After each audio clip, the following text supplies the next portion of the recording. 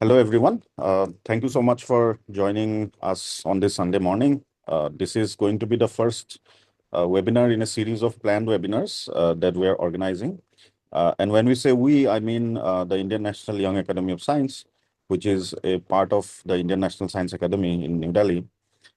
So INYAS, or the Indian National Young Academy of Science, is the recognized Young Scientists Academy of India. And one of the mandates of INYAS is to organize events related to science, outreach, and education. And we take this mandate very seriously. And over the course of the year, we organize various events, both online as well as offline. And we also organize events in very remote areas of India. And we have about 100 plus elected members. And these members come from various different fields, such as, mathematical and physical sciences, computer science, engineering, agriculture, and various different things. So this is a little bit about INYAS, and the idea of this webinar series is that we'll have 4 or 5 webinars spread over the month of June and July. And we have a series of distinguished speakers who have agreed to speak in this platform. So our first speaker is Professor Alok Shukla. He's a professor in the Mathematical and Physical Sciences Division of the School of Arts and Sciences at Ahmedabad University. Professor Shukla was a trained engineer, and he worked for several years with the Hindustan Aeronautics Limited in Bangalore, where he was also trained in aeronautical engineering, and he helped design several different prototypes for the HAL. After that, he switched to mathematics and obtained a master's and PhD from the University of Oklahoma in number theory. Professor Shukla is currently engaged in research related to quantum computing as well as number theory. And today he's going to speak about the quantum leap, why you should care. So over to you, Alok. Yeah, thank you, Professor Menjil, for this kind invitation. And welcome, everyone. I'm glad that you could join on a Sunday morning. And it shows your love for science, and we'll talk science. So this talk is about quantum computing, and I can confidently say that quantum physics is one of the most weird and counterintuitive part of science. Light is a wave or a particle. We don't know. I mean, it's crazy, right? It's weird. And there are so many other weird phenomena which happens at the microscopic level, electrons, subatomic particles, and there our day-to-day common sense fails to grasp those phenomena, and we need a mathematical formalism, and that quantum physics, and there were many philosophical aspects. For example, observer plays a very important role in quantum physics, and there has been debate going back to the foundation of quantum physics, going back to history when Bose and Einstein, they had a different perspective about the implication of quantum physics, about objective reality. For example, when we see any object around us, like a chair or a table or a ball, we associate what I am saying as objective reality, which means those are real objects. And if I'm not in my room, then my chair would still be there. Of course, unless someone disturbs that, it will still remain at that place. So the existence of chair is independent of the observer. However, in quantum physics, that's not the case. And Einstein was very disturbed about it. And there's a famous quote, right? If someone is not looking at the moon, does it mean that moon is not there? But anyway, so there are all those philosophical, debates, and then I'm not going to get into that part of physics. But one thing is clear, that quantum physics is one of the most experimentally verified correct theory of science that we know of. There are many devices, there are many equipments, and experiments have been conducted where quantum physics and the laws of quantum mechanics have been verified, have been used, have been exploited. So this is experimentally correct theory. Now, Alok, sorry to interrupt. So if you go to your top panel, you can sort of click on the more and disable annotation, because some people are, I think by mistake, while touching the screen, it gets annotated. I close that, right? Is it okay now? Yeah, stop annotation. Yeah. Okay. Okay. Yeah. All right. So let's then move on to this one second. Okay. So I was talking about quantum physics being correct, experimentally verified, but there's more to it. One can use it to do computation, and one can get some advantage which is not available in classical computing. And Richard Feynman, I mean, he is, of course, well known, a Nobel laureate physicist, and I mean, it just came to my mind. There's a nice book. Are You Joking, Mr. Feynman? Or something like that. That's the title. If you have not read that book, you know, I encourage you to read it. It's a very nicely written book, very hilarious. So Feynman, one of the giants of modern physics, he had this idea that because nature is not classical, and at the fundamental level, at the microscopic level, subatomic level, the laws of quantum physics, they apply. So if someone is trying to simulate a molecule or trying to study computational chemistry, instead of using classical computing, it is better if one can go and use quantum physics, which is in a way, one wants to harness the nature's computing power. And this is this was an idea, but then now, from 1980s to now, there has been progress. Uh, Amazing results have come, and now this is not just a science fiction; it's really happening. And my objective in this talk is to show you some of it. So I want to discuss why the world is betting on quantum and why should we care. That's the title of the talk. And then I'll go and give you a very gentle introduction to quantum computing. So even if you have no background in quantum physics, I hope you will be able to follow part of the talk, at least the initial half. And then I will discuss some important quantum algorithms. And at the end, I'll talk about my own research. So that's the brief outline. And in between, I'll try to make it interactive. So please feel free to stop me if you have any questions. The idea is, to get to know about the subject. So I'm assuming, you know, even if you don't have any background in quantum physics, but if you know a bit of, let's say, mathematics, you should be able to follow the talks. But yeah, again, please stop me if something is not clear. All right, so let's talk about some of the recent, and by recent is 2024, there are more news, but fine. So this is one example that I want to take up. Google announced in 2024 that it had a new quantum chip called Willow, and it could perform a certain benchmark computation related to random numbers. And it could do that in under 5 minutes, which would take one of the fastest supercomputers 10 septillion years, which is 10 to the power 25. And it's a huge number, right? It's more than the age of the universe. So this is an example of, the astounding potential of quantum computing, right? 10 to the power 25 years versus 5 minutes. And 2019, again, Google had shown using a Sycamore quantum processor that a specific task can be performed on a quantum computer in 200 seconds, and that would take the most powerful classical computer about 10,000 years.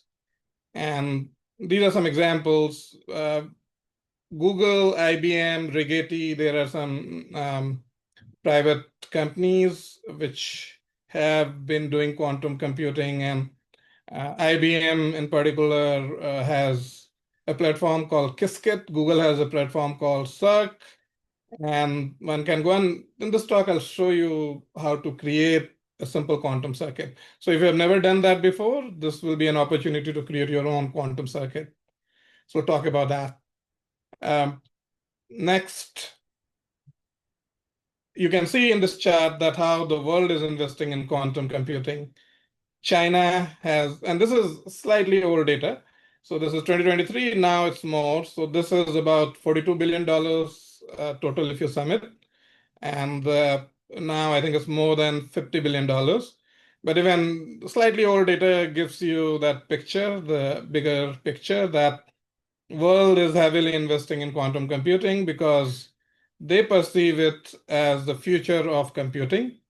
And in this technology race, if a country is behind, then there are consequences. There are going to be consequences. As you can see, I don't want to get into geopolitics, but right now, so many wars, like Russia and Ukraine war, is happening, and the role that technology is playing. But in any case, not for destruction, but even for um, doing something constructive, something positive, something which can help the humankind, quantum computing holds tremendous potential. And here I want to show you India. India has committed or uh, basically invested $1.7 billion. So there's a national quantum mission in India is going on, and more than 6,000 crores has been allocated for this. So if you're a student, I think this is also an opportunity to get into this emerging technology and explore. There is huge potential. All right, so what are the potential impact? So let me just go back to the previous slide. So here I've shown you, so some benchmark computation, those are the words. So these numbers, 10 to the power 25 years versus,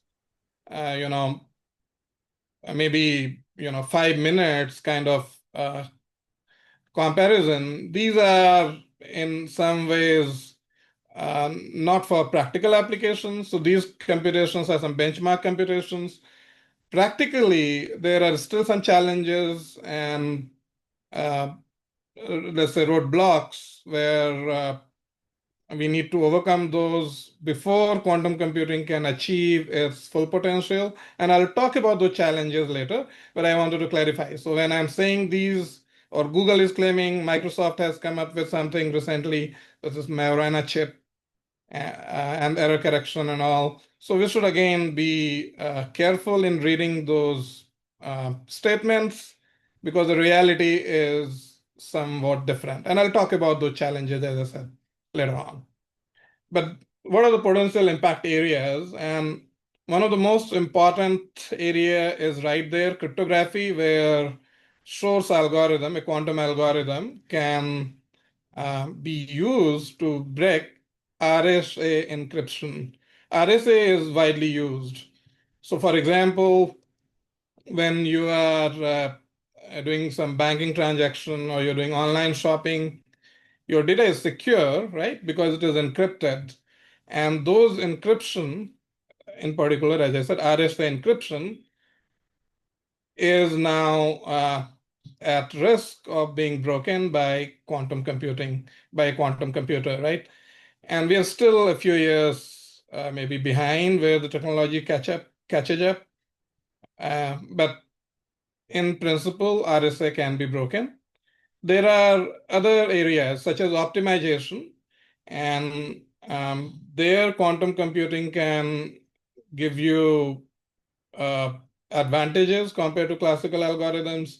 So in many complex optimization problems, high dimensional cases, quantum computing has uh, again, potential to give us solutions which are not accessible on a quantum computer. Same with material simulation, this I already touched upon, because uh, at the fundamental level, it's quantum. So quantum computer has advantage in chemistry and drug discovery and machine learning and AI. So already quantum machine learning is an exciting area. And so we have already witnessed a sort of revolution with generative AI, and quantum computing has the potential to reshape our world in a similar fashion. Secure quantum communication. This is another important area. And India has also already done uh, here. So I'm at Ahmedabad University, and nearby there is a campus of PRL, Physical Research Lab. So PRL and ISRO, they had done some work in this direction, quantum key distribution, and they have shown, I don't remember the exact number of kilometers, but with several kilometers, they have successfully communicated using quantum communication. And here the advantage is that no hacker can basically hack into this communication. And this is essential where you want to protect sensitive data, especially in defense. And another application is quantum sensing, where quantum sensors, which can be used in various subfields like medical imaging and navigation. And these quantum sensors can outperform their classical counterparts. All right, so there are various types of quantum computing, quantum annealing, and this is based on, in a way, finding the lowest energy level for optimization problem. D-Wave is a company in Canada. They specialize in this. And then there's a superconducting quantum computing, gate-based quantum computing, IBM, Google, and there are others who specialize in this. And this is the one on which I have mostly worked, and I'll be talking more on gate-based quantum computing. Topological quantum computing, Microsoft had just came up with an exciting result here. Again, there are some skepticism, but this is another exciting area. Especially this is suited for fault-tolerant quantum computing, and I'll talk about some of these later on. And photonic quantum computing. So there are various ways, various models in which one can do quantum computing, but as I said, I'll be focusing more on gate-based. And from now on, okay, and there's one more, there's hybrid. So one can also use classical and quantum computing. You can leverage the powers of both. And recently, Lockheed Martin and IBM, they have combined classical high performance computing with quantum computing, and they, came up with some interesting results. So this is an exciting area. Many research papers are being published. Many new results are coming. So this is an emerging field, and if you're interested in this, by the end of this talk, at least I hope I'll give you some flavor of it. So let's move on now. This was just a high level, potential impact and that kind of introduction. But now I am going to go to the more basic level. At a very fundamental level, we'll talk about what quantum computing is. And it's the kind of computing which uses quantum mechanical phenomena. That's the name itself, quantum, right? The superposition, entanglement, I'll talk about that. Qubits, what are those? And here in the image, you can see the IBM and Google quantum computer. And these are, as I mentioned, superconducting quantum computer. And so they are cooled to almost 0 degree Kelvin. And that's one of the challenges, that how to, cooling. So there's refrigeration, that there are many technical challenges. So you can see these images. Okay, so let's move on. And this is the actual beginning of the talk. And sorry, just 1 second.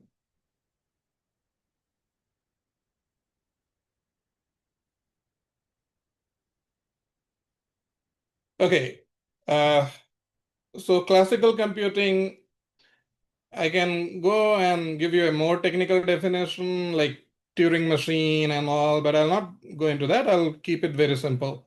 So basically, we can think of classical computing as being based on single like bits form the fundamental unit, and a bit can be 0 or 1.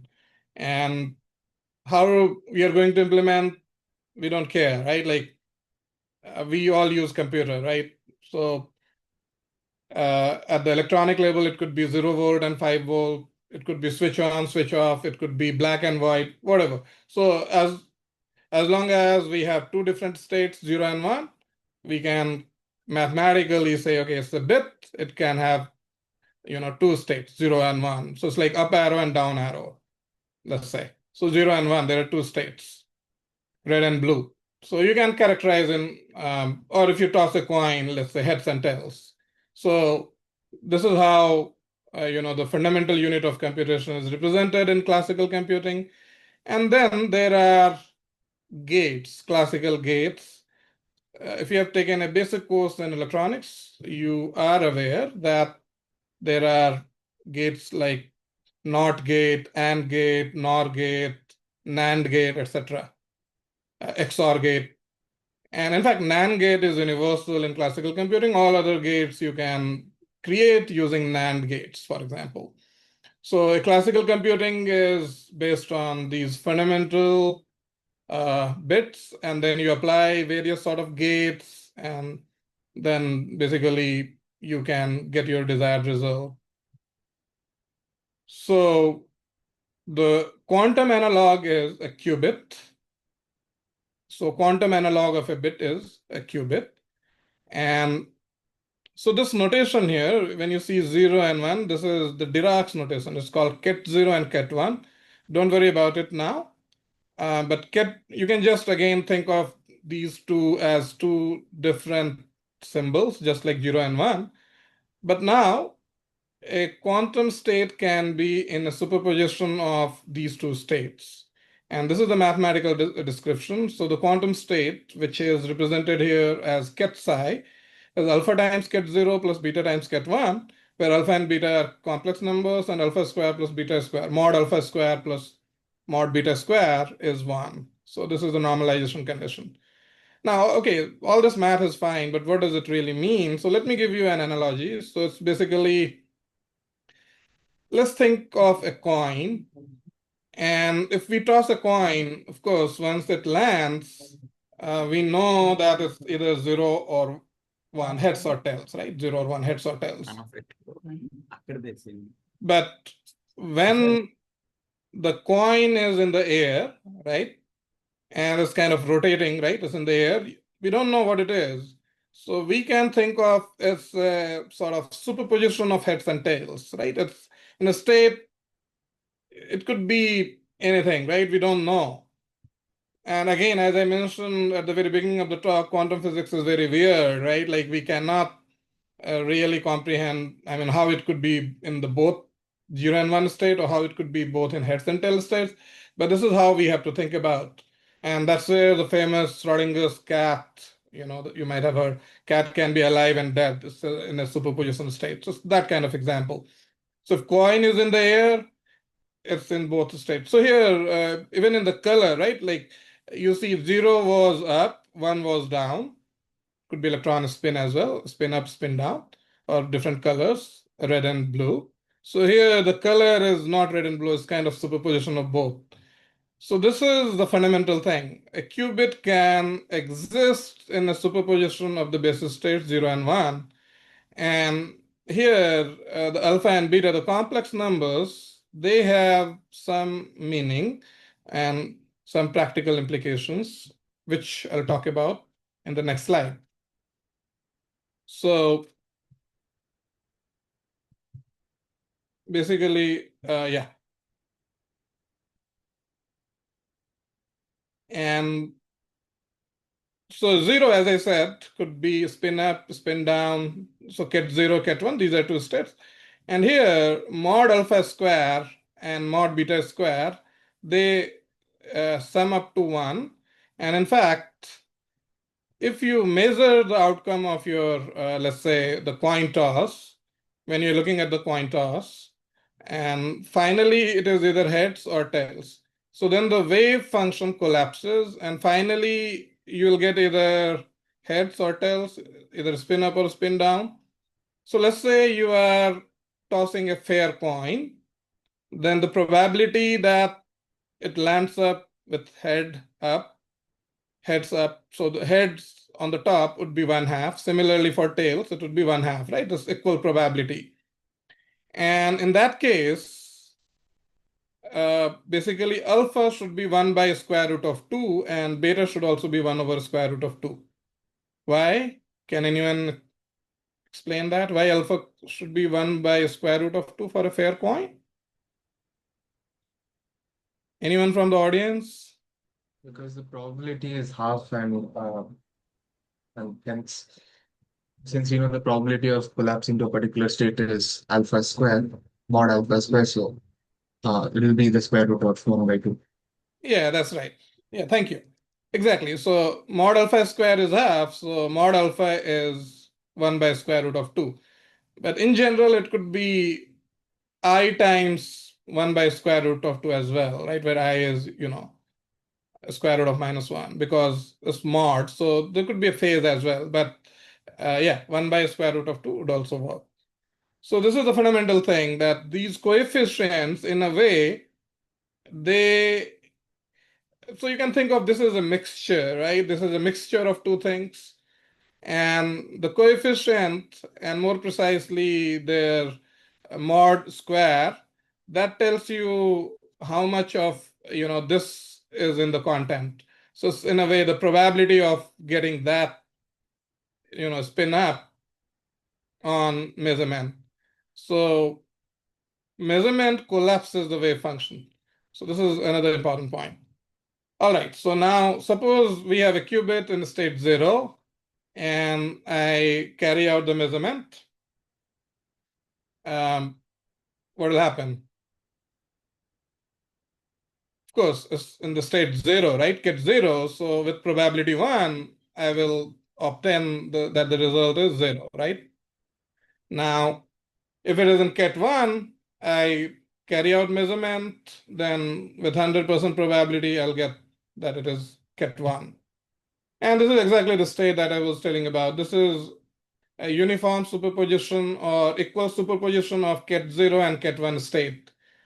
And if I carry out measurement, then I'll get, so almost equal probability, right? Ideally, it should be 0.5, 0.5. And this case, so here alpha is the square root of 3 over 2. And you can again see that if you take the mod of alpha square, then you'll get 3 by 4. So that's why the probability of getting 0 is 3 by 4, probability of getting 1 is 1 by 4. So it is inherently probabilistic. And this is one major difference with classical computing. So here things are probabilistic. And we have to somehow find a way to, extract useful information and with maybe 100% certainty and I'll show you some algorithms how we can do that. All right, so just to recap, classical computing, bits, fundamental unit of information, gate, these are logical operations on one or more bits, and there is a circuit, right, which you can make using these fundamental gates. And those gates are implemented using various ways, right? Like all those circuits using semiconductor, like transistors, diodes, etc. So you do that. On the other hand, quantum computing has qubits as a fundamental unit of quantum information, and there are quantum gates. I'll talk about them. And these are unitary operations on one or more qubits. And then we have quantum circuit, which is a sequence of quantum gates applied to collection of qubits. And then we can do measurement. And here the wave function collapses. So this is an irreversible operation. And this cannot be undone. I mean, like you can do Control Z undo, but measurement is where you cannot go back. But before that, unitary operations, unitary matrices, essentially those are reversible. And I'll again define it precisely. So this is a high level overview, and now I'll get into a bit of more technicality. And those who know linear algebra should be able to follow. So essentially, this ket 0, you can think of it as a basis state, and as a column vector, you can think of it as 1, 0. So basically, a qubit is a vector in a two-dimensional complex vector space, which is in fact equipped with an Hermitian inner product. It's the Hilbert space. Don't worry about these technical terms. Just think of this as a column vector 1, 0. Ket 0 is 1, 0. Ket 1 is 0, 1. And um, again, A0 and A1, these were kind of our alpha and beta in previous slides. So this is the normalization condition. And this happens because of the probability of observing either ket 0 or ket 1. I mean, the total probability is 1, right? Either you'll get 0 or 1. So the probability should sum up to 1. So this normalization condition comes from there. And then we can talk about two qubit states. So there's some mathematics here, and if you have not seen this before, you might get a bit intimidated. But essentially, think of this as two coins that you're tossing, and there are four different states that you can obtain, right? Heads, heads, let's say 0, 0, heads, tails, 0, 1, and tails, head, 1, 0, and tails, tails, like 1, 1. So that kind of thing. So there are four different states. And these coefficients, again, you can think of them as encoding the probability information that once you are observing, what is the probability of getting 0, 0, and so on. So they again sum up to 1. I mean, their amplitude squares, they sum up to 1, like as shown here. And we can have more than 2 qubits, and we can extend the theory. So this is the mathematical formulation. So in terms of linear algebra, your qubits are now represented as vectors, and like 1, 0, 0, 1. And these can be represented as tensor products. And if ket A, this is this vector, ket B is another vector, then their tensor product is defined like this. So basically, you can multiply like B naught with the first vector and then B1 with the second vector. So if this is like as a column vector, the size of these are 2 each, ket A and ket B, but here it is 4. So it's like you are now tossing two coins and there are 4 different states. And if there are 3, if there is another, let's say A, B, C, and if I do the tensor product, then that size would be 8, and so on. And now this is going to be a bit technical. So even though, suppose you don't know any linear algebra, you won't be able to follow this part, but then later on, I'll try to give you a high level overview, so you should still be able to follow. So unitary transformations are certain transformations which in a way preserve, let's say, the length. That's the idea.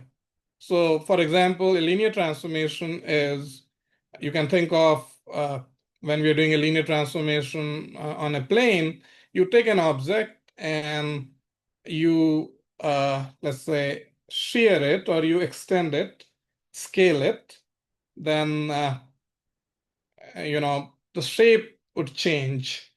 And some transformations, so when you're scaling, right, like you are taking, let's say, a unit square, and your transformation is such that you are scaling in the x and y direction, and that unit square is getting transformed into a 2 by 2 square, right? So you're just, everything is scaling, right? When you zoom in, for example, right, you zoom in on an image, you are kind of scaling, and that is a linear transformation. But here, the length is not preserved, because when you zoom in, then the small image would now become bigger, right? A small square would now appear to you as a bigger square. But unitary transformations are those where you are preserving the length. And a good example could be rotation, right? When you're rotating something, the length is not changing. So this is the intuitive idea. But I can go and define it more precisely. And if you've taken a linear algebra course, then you understand what's going on. All right, so see something in the chat. Okay, fine. All right, so let's move further. Alok, Yeah. there's a doubt in the chat. So, Purnendo, Yeah. in the previous slide, he did not get how we have four states. Three was visible and understandable. Sorry, so I'll go to the previous slide. Yeah. So what is this slide? I think the previous slide. Okay. Yes. So, or Purnendo, you can unmute and also ask yourself. So he said that he did not get how there were four states. Three was visible and understandable. Oh, okay. How there are four states. Yes. So if you toss two coins, as I said, right? So with one coin, you have two different states, heads and tails. But if you're tossing two different coins, then you can see that there are four states, heads, head, tail, head, or tail, right?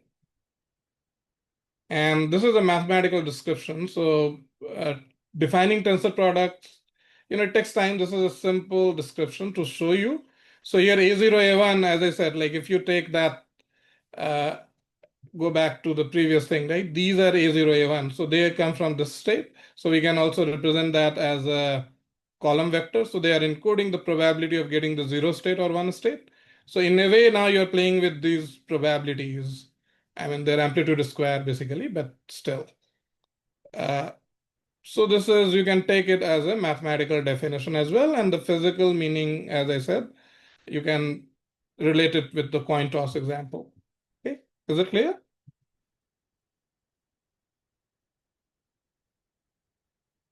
Yes. Okay, all right, thank you. So I'll move ahead. So now there are certain single qubit gates. And as I mentioned, these are unitary transformations and they preserve length. So here, these are the matrices. And so here, instead of showing you just the matrix, I want you to get a flavor. So let me stop sharing and I'll go and show you practically using this. Just give me a minute.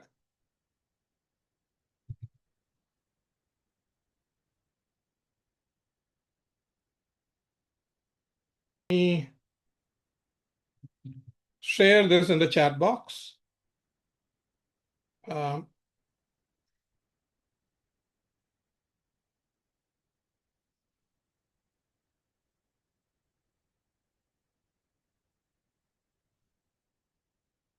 okay, so this is the IBM Composer, which I'm going to use, and you can maybe use it along with me.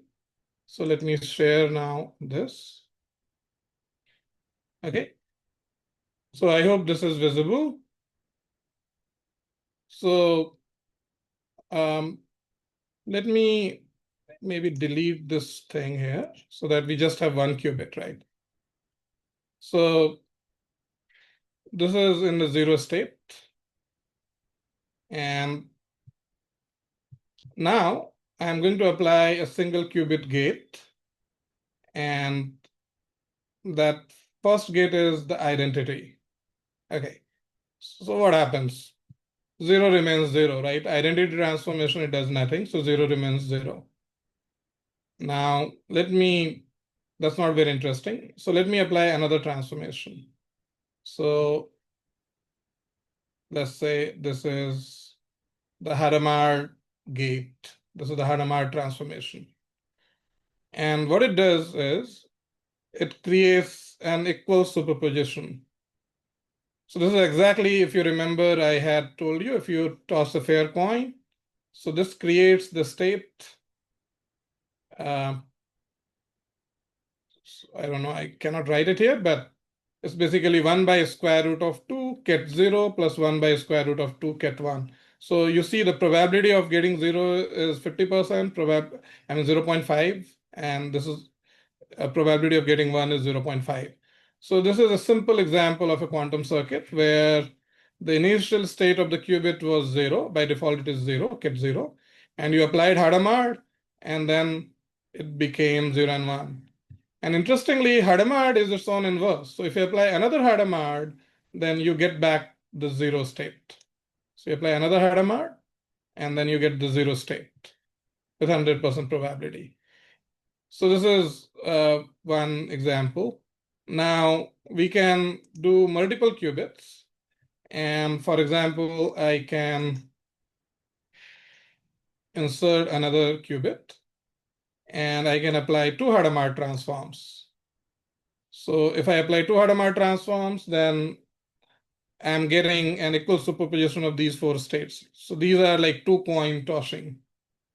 And how this works in terms of matrix, for that you need to really understand the linear transformation. And I won't get into too much of details because this is really linear algebra, which is a prerequisite for learning anything about quantum computation, gate-based quantum computation. But let me just show you some examples. So some simple examples of linear transformations. So let's say this is simple matrix 1, 1. And of course, it does, sorry, 0 here. Yeah, so this is a triangle and it does nothing. This is just identity transformation. Now, if I, for example, scale it, so the zoom in example that I was giving, so I'm scaling in the X and Y direction by a factor of 2. So this is the zoom in example, right? So this transformation basically just scales everything. But I could do other things, like I can flip it. So for example, if I make this 0 and by the way, the determinant of this matrix will give you the scaling factor. That's the meaning of determinant.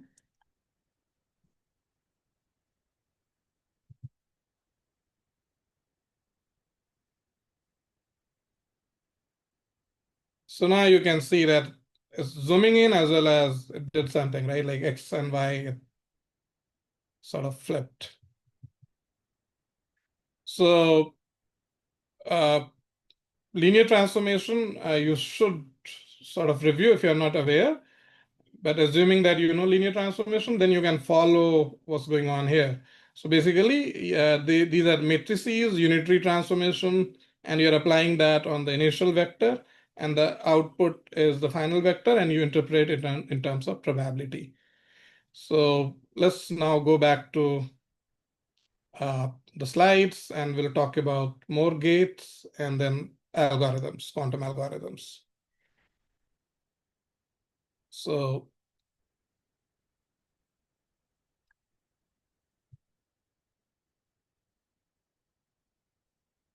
all right. So we have these gates, identity, poly X gate, poly Y gate, poly Z gate, Hadamard, I've already shown, then phase gate and T gate, S and T gates. And later on, I'll also show you in terms of qubit and block sphere, how does they really act on a qubit. So this block sphere is a very nice visual representation to understand the action of gates. And this is also a nice representation to see where classical computing or classical bits differ from quantum. So classical bits can be in just two states, ket 0 or ket 1. So these are like you imagine a sphere with the North Pole and the South Pole. And North Pole is ket 0, South Pole is ket 1. But in between, these states, ket psi, could be anywhere. So the general, there is this angle theta, there is this angle phi, and alpha, as you can see, e to the power I delta cos theta by 2, e to the power I delta plus phi sine theta by 2. So there's some math, of course, but if you don't want to get into the technical details, just think of this psi could be anywhere on the surface of the sphere if it's the pure state. And don't worry about again what the pure or mixed state is, but for mixed state, it could be anywhere, even inside the sphere. So classical computing, in a way, you get just two states, but in quantum computing, a qubit can hold an infinite amount of information because it could be anywhere on this sphere. And these gates, they transform. So let's say I apply, there is an X gate, which will come later. Let me go to that, in fact. So there is this X gate, right? So what it does, basically, it changes ket 0 to ket 1. So you can see here that on the left, you have that arrow pointing towards ket 0. If you apply the X gate, then the state of the 0 will be now 1, ket 1. And similarly, if you apply X gate on ket 1, it will change to ket 0. So you can see kind of, right? This is just changing the basis states, 0 to 1, 1 to 0. Okay? And this is But the, I have a question. yeah, The yes. block sphere representation. Mhm. How do I understand, like, if alpha and beta are complex numbers, then how is the vector thing like represented as? If alpha and beta are real, I can understand that it is a vector and then it can be anywhere in the sphere. But if it is a complex, then there is that e power I theta term. How will that Mhm. be encoded in the sphere?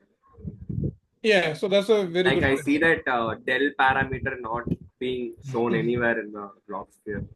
Yeah, that's a very good question. So basically, I was trying to avoid that.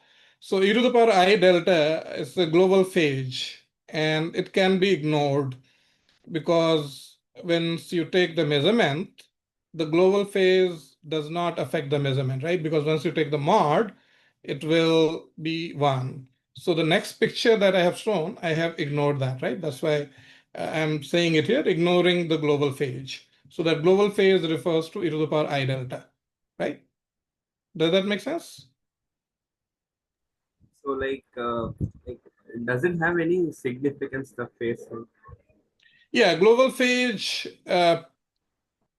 practically, there's no significance.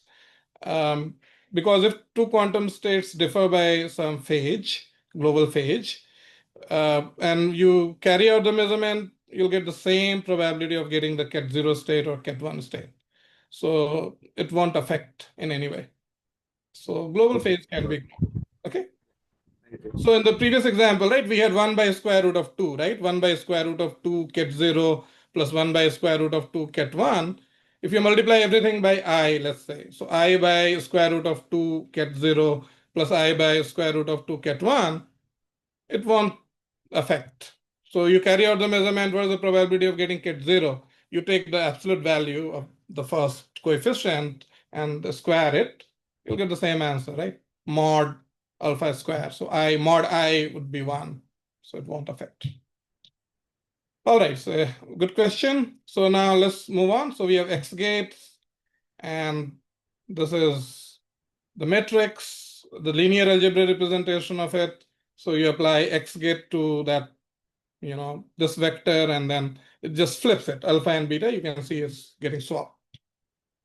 And identity gate is very easy. There's nothing in sense like 0, ket 0 to ket 0, ket 1 to ket 1. So then we have this phase flip gate, the Z gate. It's so ket 0 to ket 0, but ket 1 to minus ket 1. So it introduces this phase factor, -1, right? So the matrix is 1 minus 1. So basically, ket 0 to ket 0 and ket 1 to minus ket 1. And then this is the Hadamard gate, which I have already shown in the circuit diagram. So this changes ket 0 to ket plus, where ket plus is this state, 1 by square root of 2 ket 0 plus ket 1.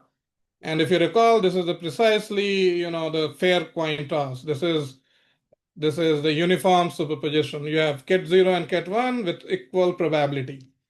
So this is a superposition, uniform superposition of ket 0 and ket 1 state. And we have the minus state where this is minus. And so maybe I need to move a bit quicker, I guess. So I will slightly, increase my pace. These are some other gates, rotation gates. Rx, Ry, Rz. These are the matrices. There's some math involved. And in general, a single qubit gate, the unitary can be written in this box form, like here it is shown. So this is the general unitary that you can get. And this is the single qubit transformation. And you can apply different gates in series, you can apply gates in parallel, and so if you're applying gates in series, then basically it becomes matrix multiplication. You're applying one unitary, there's a matrix corresponding to that, then there's another unitary, there's another gate, sorry. So let's say there are two gates, and here they are written like U0 and U1. So you're first applying U0, then you're applying U1. So mathematically, this psi I, the input would be a vector, a column vector. U0 is a matrix, U1 is also a matrix. These matrices are basically the unitaries corresponding to the quantum gates, and it becomes simply a matrix vector multiplication. But if gates are in parallel, then they become tensor product, and even the unitary is determined by getting the tensor product. And I again won't go into much details here, but these are some of the important 2-qubit gates, control gates. So this is control X, control Y, control Z, and in general, control unitary. And I explain control X gate. These are important. And so let's try to understand this. So basically, NOT gate we have already seen, right? So control gate has already a NOT gate. And that NOT gate is here, this plus. And it operates if and only if the control qubit is in the state 1. And that's what control NOT gate is. So in other words, if Q0 is in one state, then you apply the NOT gate to Q1. But if Q0 is in the 0 state, you do nothing. Then it acts like an identity gate. Okay? So essentially, you have a target gate and a control gate. If control gate is 0, control gate here is Q0. So if control gate is 0, then nothing happens, right? The output will remain the same. But if the control gate is 1, then essentially the NOT gate is applied. So that's the idea. And yeah, so this is shown here. So here you see the control is in one state, and the target initially is in the 0 state. But now we are applying the NOT gate to the target, and it becomes 1. So this is transforming the 0-1 state to 1-1 state. Okay. And here 1 is, as you can see, the control state. So this is Q0 and 1, right? So that's how it is. And so essentially, now I'll give you one very interesting result, and not related to the slide. The slide is about the matrix of C0 gate. But that interesting result I referred to was the following. So C0 gate, along with single qubit gates, can form the universal gate set for quantum computing. So in other words, even if you are trying to work with multiple qubits and multiple, so let's say n by n unitary matrix, then those can be realized using C0 gate along with, let's say, Hadamard gate, S gate, and T gate, right? The phage gate and the T gate, or some other combination of single qubit gates.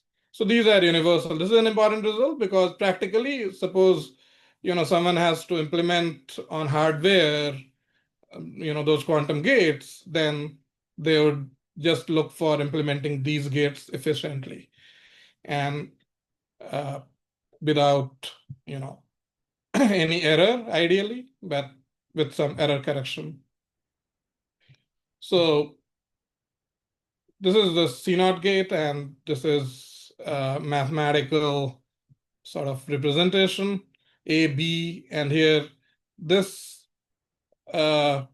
is basically A plus B mod 2. You can think of this as A plus B mod 2. This is XOR gate, classical XOR gate, XOR operation. So, or A plus B mod 2. So this is the mathematical. You can kind of in C0 gate, you can check that different, like if 0, 0, you get 0, 0, 0, 1, you get 1, 0, and so on.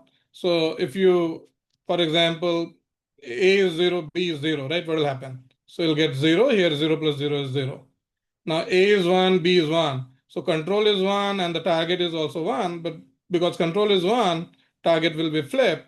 So 1, 1 will result in 1, 0. And you can again check that works out because 1 plus 1 is 2, 2 mod 2 is 0. So this is kind of the representation, mathematical representation of this gate. All right, so now there are other gates. I won't get into much details. So thank you for, patiently sort of going through all the details. Now I want to, in the remaining time, I want to give you a quick idea, at a high level idea, an intuitive idea that why quantum computing works, why it is better than classical computing. So where does the advantage come from? And, there's some math involved, but maybe I won't like to get into that. And try to give you a flavor of it without getting into the math. And so for that, I'll kind of skip a few slides and get into maybe the heart of it or one of the, I plan to cover more, but maybe I was a bit slow. So anyhow, we'll go to the gist of the matter and cover that. But before that, let me just list a few important algorithms. One initial algorithm is Deutsch algorithm and Deutsch-Yosa algorithm. Then Bernstein-Vazirani, Grover search algorithm, I'll talk about it more. Quantum Fourier transform, quantum phase estimation, quantum linear system solver or HHL algorithm, and the source factoring algorithm. And the last algorithm has implication in breaking the RSA algorithm that I mentioned earlier in cryptography. The first algorithm, Deutsch algorithm, it solves a problem which is not so practical, but it shows you how one can obtain a quantum advantage. And this is kind of an artificial problem in the sense with no practical use, maybe. And this problem is like if you have a function going from 0, 1 to 0, 1, and you want to find out whether this is a constant function or a balanced function. A constant function is one, of course, where f0 is f1, and a balanced is where f0 is not f1, right? So classically, if you want to do, you have to compute basically f0 and f1. So there are two, computations required. First, you compute f0, and then you compute f1, and then you check whether they are the same or not. But Deutsch's algorithm can solve this problem with just one quantum evaluation of f. So you just need to evaluate f only once. And the idea is to create a superposition. And this is a circuit. And we have seen the Hadamard gate. And this is a special unitary or the oracle. But again, there's some math. I don't want to get into that because it will take some time. But at the heart of the matter is that using the superposition, you are able to create a state such that once you carry out the measurement on the first qubit, if it is 0, then it turns out that f of x is constant. And if it is 1, then it turns out that f of x is balanced with just one query to the oracle. Now, I've been saying this word oracle, right? What is this oracle? So oracle, you might have seen the movie Matrix, right? There's oracle in that movie. So oracle is, let's say, an intelligent person which can help you, in this case, evaluate the function. So basically, the oracle in this case is, okay, so yeah. Forget about, the circuit before psi1 and psi2. This middle block is the oracle. And essentially, if you give x and y as input, then the output would be, so x is not getting changed, but here it is y, and then again XOR with f of x. So oracle, in a way, evaluates the function, and then you are doing this XOR operation. And one can check that this is a unitary circuit. So the matrix corresponding to this would come out to be a unitary matrix. So this is a unitary transformation, and you can create.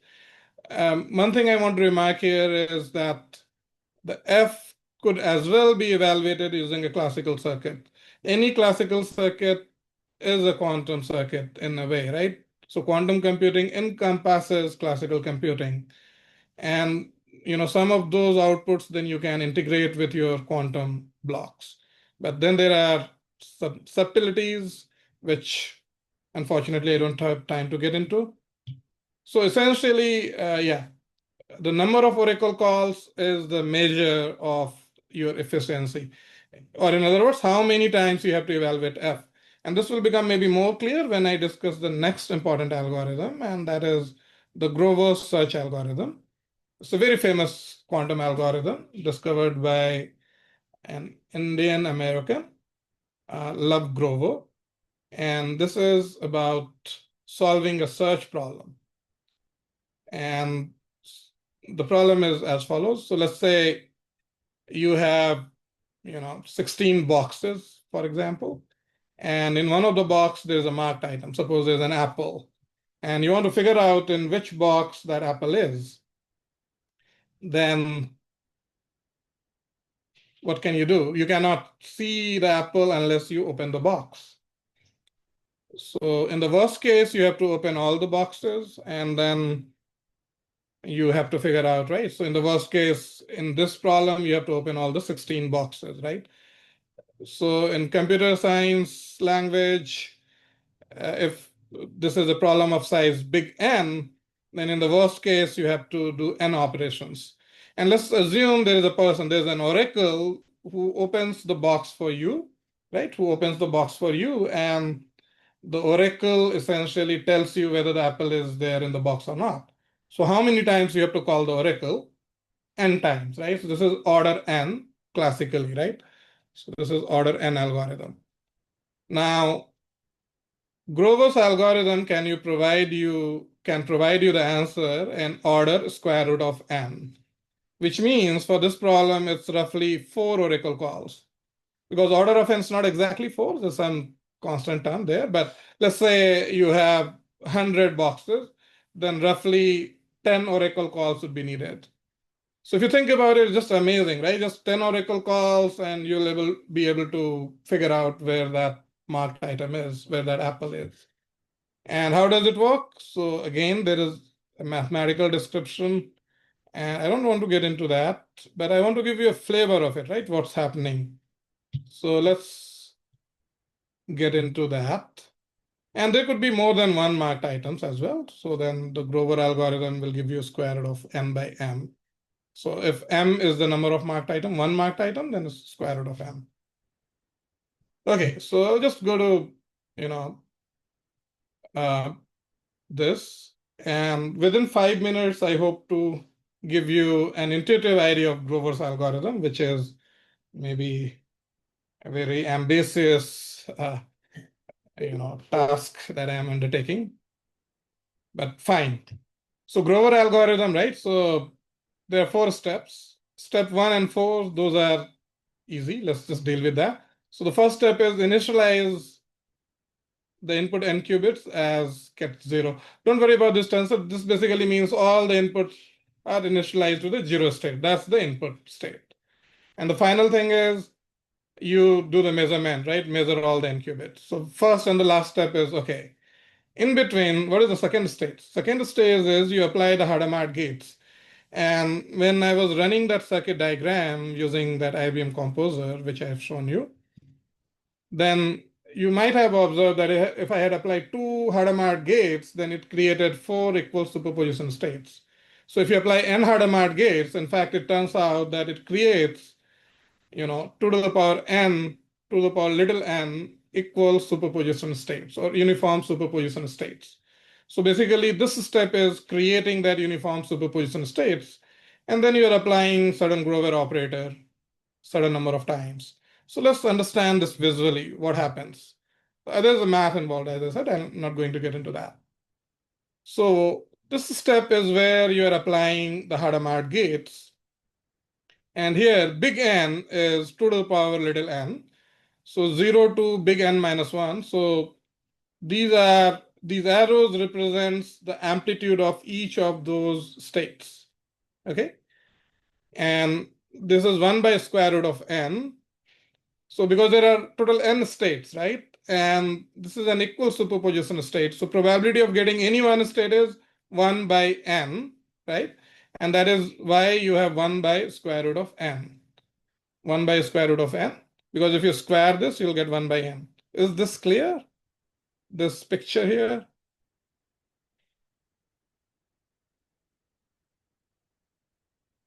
Yeah. If you have any doubts, you can, as I said, stop me. So I'm assuming it's clear this part. This is the state which we will get after application of n Hadamard gates, little n Hadamard gates. And now comes the next part. And this is, there is a marked item. And here we are assuming that the kth item is the marked item. And the oracle essentially flips the marked item. So it changes the phase of the marked item. So that's what the oracle does. And then, so Grover operator consists of this, right? So this is basically, first you apply the oracle, and then the next thing is essentially inversion about the mean, which means you take, so let me go to maybe, sorry, one step earlier. So inversion about the mean means if you have a state with amplitude alpha k, then it becomes minus alpha k plus 2 times the mean. So if you think about it, the mean right now, because it is equal superposition, so mean would also be roughly the same, 1 by square root of n, right? But now, when you are doing the inversion, all the non-marked items, their amplitude won't change much. But this amplitude, you just do this operation, right? So now this is minus of minus, that becomes plus 1 by square root of n. And 2 times mean is also 1 by square root of n. So it becomes 3 times square root of n. So now if you measure, right, at this stage, the amplitude of the marked item is more. So all the other items, roughly, they are still 1 by n. But the marked item, the probability of observing it is 9 by n. So it is 9 times more likely that you'll observe the marked item compared to other items. So in a way, intuitively, what is happening is that you are amplifying the amplitude. So first you create the equal superposition. All the input states are in, the equal superposition, same superposition, equally likely to be observed. But then using Grover operator, you are magnifying or you're amplifying the amplitude of the marked item. And then if you carry out the measurement, you'll get this with high probability. Now, this is 9 times more, but if you do it a certain number of times, then eventually you can get it with a very, very high, like 99, almost 100% certainty, you can get the marked item. So that's the Grover's algorithm. And as I said, there's a math involved, which I'm going to skip, but that was the intuitive idea. Yeah. Anurag, would you like to unmute and ask? Yes, sir.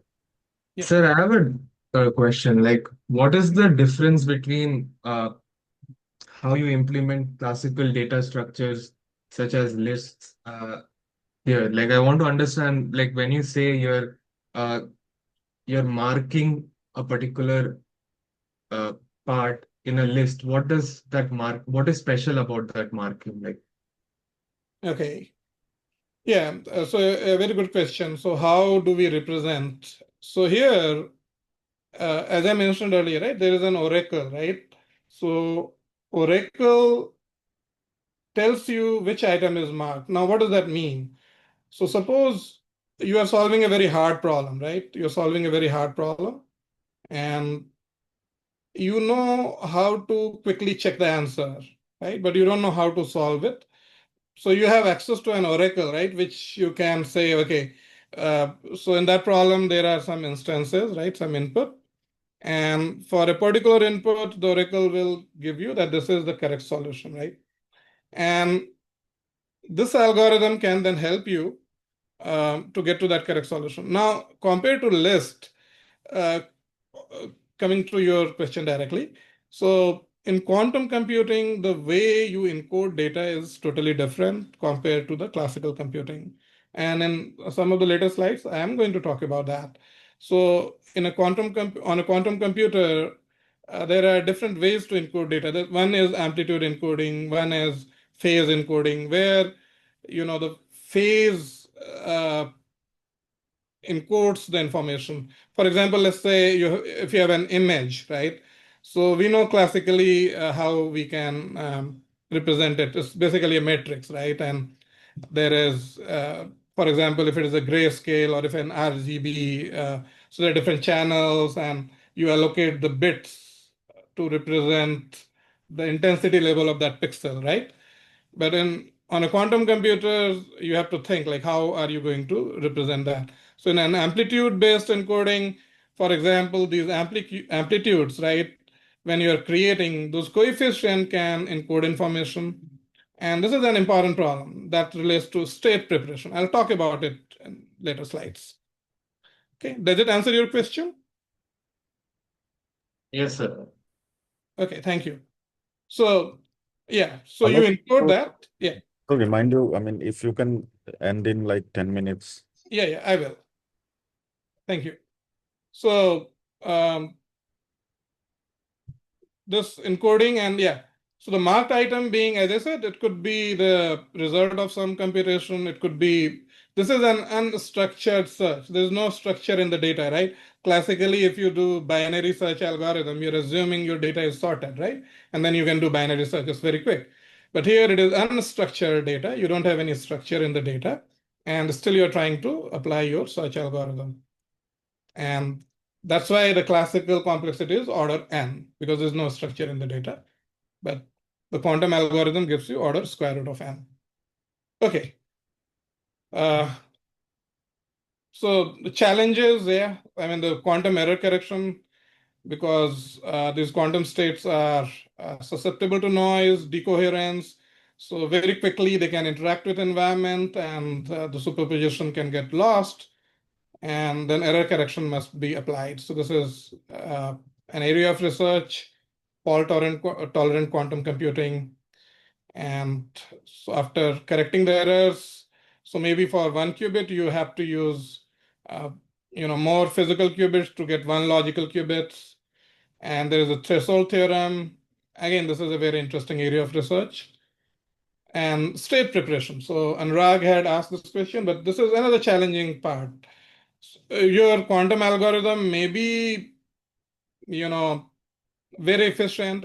It's like much better than any classical algorithm out there. But then, in order to solve any practical problem, you have to load your data to the quantum computer, and then at the end, you should be able to extract that data from the quantum computer. So measurement and state preparation. So state preparation is when you are kind of loading your data to the quantum computer. And as I mentioned earlier, like one can use amplitude encoding, one can use other different types of encoding. And in that regard, efficient state preparation is a very important area of research in quantum computing. There are other challenges like scalability, right? Right now we have around 1,000 qubits quantum computer available, but scaling it so that we can solve real practical problems is a challenge. But there is a roadmap given by IBM where by 2029, they are claiming to have enough number of bits with error correction. Anyway, so now at the very end, let me talk about my own research, and I'll talk about a uniform state preparation. We already saw that if you apply the Hadamard gates, then you can create these equal superposition states. But if you apply 2 Hadamard gates, you can prepare 4 equal superposition states. So if it is a power of 2. For example, if you want to prepare 8 equal superposition state or 8 states in uniform superposition, then you can take 3 qubits, initialize them to kit 0, and apply 3 Hadamard gates. But what if you want to create, general uniform superposition states, which means I want to create, let's say, 63 or 75 a number of equal or uniform superposition states. So it turns out that even this simple problem was actually very hard. And when the number of states is not a power of 2, it's not easy to really create those superposition states. So this was the state of art. So let me just show you. So this is by researchers from Google, and there are many, in fact, Microsoft research as well. And this is a very nice paper. Their main focus is not creating uniform superposition states, but this is about encoding electronic spectra. This is in a different direction. Very nice work. However, they also needed to use this uniform superposition, and they gave a way to do this. But their way was basically a probabilistic way, and it required ancillary qubits. Ancillary qubits are additional qubits. And the other approach was presented. So this is like, as you can see, 2018, 2020, 2021. So here researchers have given some improvements. By the way, IBM's platform is Qiskit, is the most widely quantum framework in the world. And I used IBM Composer, but there is also Qiskit. You can Google, and if you're interested, it's based on Python, and there is a simulator available. You can also run your code on actual quantum computers. So I encourage you to check that. And so there, they got some improvement, and by a factor of 275.31% in comparison to Qiskit. And that's how normally increments are there in science. You increment it a little, improve a little. But there we came up with a major breakthrough, I, along with my collaborator, Professor Prakash Vedula. So we achieved exponential improvement compared to the existing implementation of IBM as well as Google's platform Circ. And we could create uniform superposition states for general M. And just to show you the implication, so this is the Qiskit, this right column. So for example, Qiskit needed more than 1 million gates to prepare, certain uniform superposition states. And for that, we just needed 19 gates. And they needed more than 2 million gates, where we needed just 20. And they would need 4 million, more than 4 million gates, which we could do in 21. So this is that kind of improvement. And exponential improvements are pretty rare in science in general. So yeah, it was kind of nice to have that. And this was later on integrated into both Circ, the Google's quantum computing platform, as well as IBM's. And they have created a gate for creating uniform superposition states. And these are part of their latest release. And being a gate means, of course, one can directly apply that, and it's a fundamental unit for computing. So that's again nice. And these are some examples of the quantum circuit where one can, for example, create 127 superposition states. All right, so I'll just wrap up in maybe 2 or 3 more minutes. Another example, 3,200, 770 states. So circuit is very simple, as you can see. And there are implications, and I don't have time to get into these details, but these states are so important that they occur. We already saw in Grover search, right? The first state is creating uniform superposition states.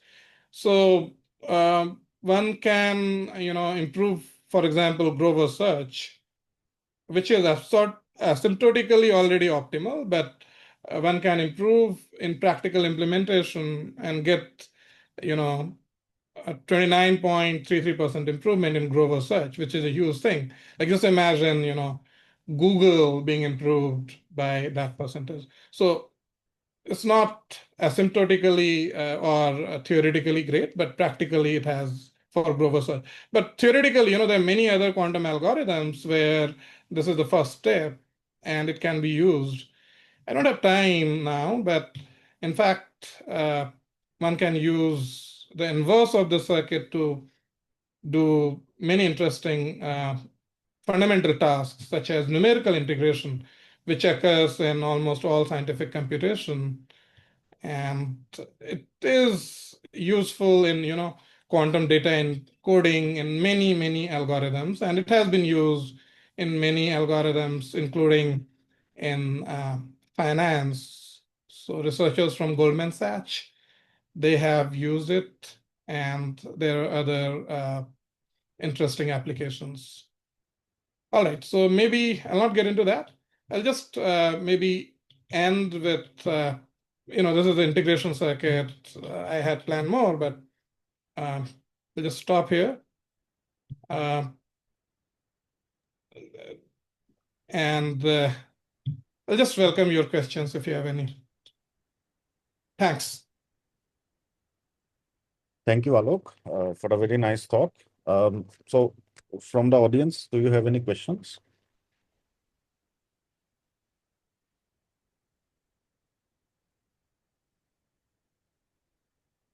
So since our series is aimed at undergraduate students, Alok, could you suggest some resources where they can read up on some of these things? Yeah, definitely. So linear algebra is the foundation, so you must learn linear algebra, and there are, of course, excellent resources available. So I'll not get into that. And once you have a good command over linear algebra, then you can get into the book by Nilsson and Chuang. And this is kind of the Bible in this field. So this is an excellent textbook, Nilsson and Chuang. And online, Qiskit is a very good platform, and they have learning resources as well. You can Google IBM Qiskit, and one learns best by doing, right? Learning by doing, right? Is one of the best way to learn. So you should create your own quantum circuits. IBM Composer that I have shown you, it creates simple quantum circuits, but you can use Python in Qiskit or Google Circ, for example. And there are, again, excellent resources available on Qiskit as well. Like if you go, there is a Qiskit textbook that's nicely done. And they also organize summer schools you can join. This is an exciting area. There are many startups coming up.